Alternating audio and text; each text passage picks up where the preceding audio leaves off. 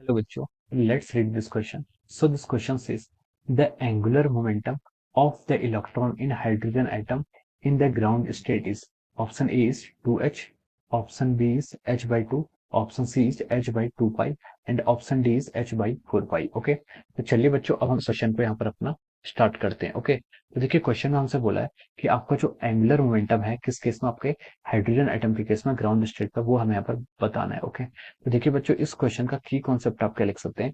The key concept of this question is, हमें यहाँ पर क्या बताना है, एंगुलर मोमेंटम बताना है. ओके, तो हम लिख सकते हैं the key concept of this question is our angular momentum. Angular momentum किसका, angular momentum of hydrogen atom. Okay, angular momentum of hydrogen atom. तो देखिए जो आपका, ये हम बोर्स थ्योरी का यूज करेंगे यहाँ पर. तो देखिए बोर्स थ्योरी ने ये बोला था, एंगुलर मोमेंटम डिफाइन कर लेते हैं पहले. एंगुलर मोमेंटम क्या होता है आपका, angular momentum is define as the MVR. MVR आपका एंगुलर मोमेंटम होता है आर क्रॉस की, या फिर हम इसको यहाँ पर बोर्स थ्योरी को यूज करके, बोर्स थ्योरी के हिसाब से जो आपका एंगुलर मोमेंटम था वो क्या था, क्वांटाइज था. उसकी वैल्यू क्या थी आपकी, n times h by two pi. H by two pi के इंटीग्रल मल्टीपल में आपका होना चाहिए.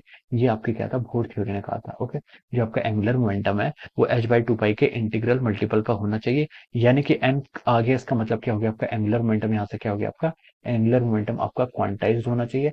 स्टेटमेंट ये था कि only those orbits are allowed according to Bohr's theory of hydrogen atom. Bohr's theory ने बोला था कि only those orbits are allowed for which the our angular momentum is quantised. Angular momentum जहां पर हमारा क्वांटाइज रहता है. ओके, अब देखिए, अब इस क्वेश्चन के करस्पॉन्डिंग अब आगे हम ऑप्शंस पर मूव करते हैं. इसने बोला कि एंगुलर मोमेंटम इलेक्ट्रॉन का हाइड्रोजन एटम की ग्राउंड स्टेट में कितना होना चाहिए. देखिए ग्राउंड स्टेट के लिए आपकी एन की वैल्यू कितनी होगी, 1 होगी. ग्राउंड स्टेट के लिए एन की वैल्यू 1 होगी, तो हम लिख सकते हैं एल की वैल्यू कितनी आएगी, यहाँ से आपकी एच बाई टू पाई के इक्वल होगी, जो आपका देखिए ऑप्शन सी से मैच कर रहा है. ऑप्शन ए में बोला है 2h, ये आपका रॉन्ग हो जाएगा. ऑप्शन बी में बोला है एच बाई टू, ये भी आपका रॉन्ग हो जाएगा. सी में बोला है एच बाई टू पाई, तो हम बोल सकते हैं कि सी ऑप्शन क्या हो जाएगा, राइट हो जाएगा.